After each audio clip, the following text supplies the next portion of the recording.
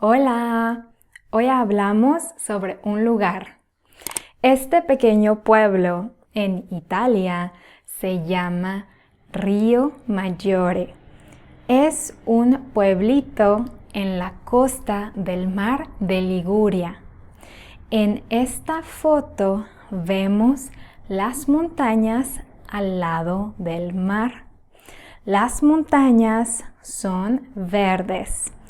Justo en la orilla hay casas verdes, rojas, amarillas, naranjas y rosas. Casas de muchos colores. Hay un pequeño bote y a la derecha del bote hay unas escaleras. Las personas llegan en sus botes y entran al pueblo. El sol brilla intensamente. Este lugar es muy hermoso. Let's switch again with subtitles. There are several options available in the settings. Hola, hoy hablamos sobre un lugar. Este pequeño pueblo en Italia se llama Rio Maggiore. Es un pueblito en la costa del mar de Liguria.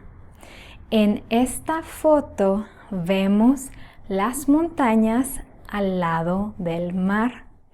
Las montañas son verdes. Justo en la orilla hay casas verdes, rojas, amarillas, naranjas y rosas. Casas de muchos colores. Hay un pequeño bote y a la derecha del bote hay unas escaleras. Las personas llegan en sus botes y entran al pueblo. El sol brilla intensamente. Este lugar es muy hermoso. And let's watch a third time, a little bit faster. I'll speak as I would speak to a native speaker. Hola, hoy hablamos sobre un lugar. Este es un pequeño pueblo en Italia. Se llama Rio Maggiore. Es un pueblito en la costa del mar de Liguria. En esta foto vemos las montañas al lado del mar. Las montañas son verdes. Justo en la orilla hay casas rojas, amarillas, naranjas y rosas. Casas de muchos colores. Hay un pequeño bote y a la derecha del bote hay unas escaleras. Las personas llegan a sus botes y entran al pueblo. El sol brilla intensamente. Este lugar es muy hermoso. Preguntas. Pregunta número 1. ¿Dónde está Rio Maggiore? ¿Dónde está Rio Maggiore?